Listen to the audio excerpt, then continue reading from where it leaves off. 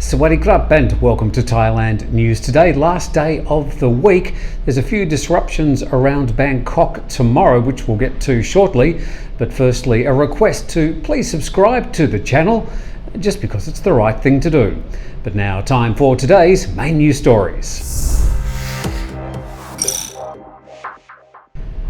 Thailand's coconut milk industry is again under the spotlight after the PETA group has lobbied US grocers to boycott the product because of alleged mistreatment of monkeys.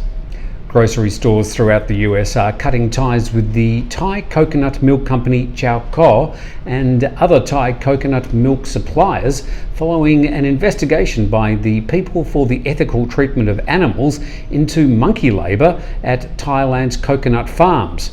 PETA Asia claims that macaque monkeys are snatched from the wild and treated like coconut picking machines. Costco, Wegmans, Walgreens, Food Lion, Giant Food and Stop and Shop have stopped selling coconut milk products from Thai suppliers that use monkeys to gather coconuts.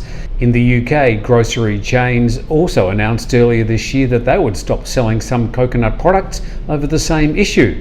But Thai farmers have hit back with videos showing how the monkeys are trained and treated, and invited any of the grocery representatives to come and inspect their coconut farms and training schools for the monkeys. Police in eastern Thailand have confiscated some 11 tonnes of ketamine, thought to be worth some 29 billion baht, at a warehouse in Chaokoh. The haul was made up of 457 bags, each containing 25 kilos of the illicit drug. Officers had expanded their investigation after 300 kilos of ketamine seized in Taiwan was found to have come from Thailand.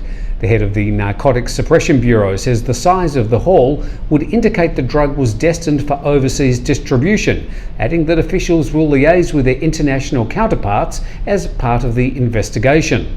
Ketamine is mostly used as an anaesthetic or for sedation during medical procedures and in veterinary fields.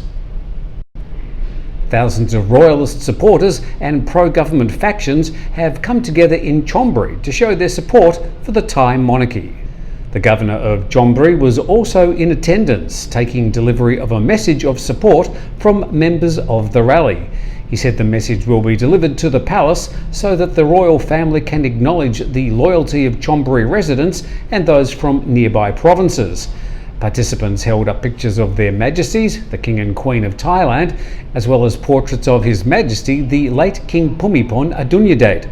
They waved royal and Thai flags, chanting "Long live the King" as they marched to the Chonburi City Hall. Meanwhile, the Bad Students protest group is gathering in Bangkok tomorrow, another of the many groups calling for changes to the Thai government and reform of the Thai monarchy. The pro-democracy activists will assemble outside the Ministry of Education building before marching to the Democracy Monument. The group says tomorrow's event is a precursor to a much larger protest planned for November the 21st. The students say the Education Minister has not taken any action to resolve ongoing issues with Thailand's education system, including the alleged physical abuse and sexual harassment of students by school authorities, or listen to their views about reform to the Thai education system. And whilst we're on the protests, the city's bus worker union says it doesn't want the city's buses to be used as protest blockages, saying they don't want to be dragged into the politics. The State Enterprise Workers Union is demanding that no more city buses should be used by police as blockades to halt the progress of protest marches. The union also staunchly opposes a move by the Metropolitan Police Bureau and the BMTA to bring claims against the protesters for damage to buses used as barriers. Well, have you lately eaten at a barbecue restaurant in Bangkok? If so, there's a slight chance that the beef you were eating was actually pork. Apparently, local meat suppliers have been dyeing pork in pig blood to give it that red meat colour and selling it off to Bangkok eateries as expensive beef. Thailand's Department of Livestock says meat and cattle carcasses were seized from a home in Nakhon Pathom last month, and recent tests showed that more than 100 kilograms of the so-called beef they were selling was actually pork. The faux beef was also being sold online. The department is now warning local barbecue restaurants to watch out for the fake beef.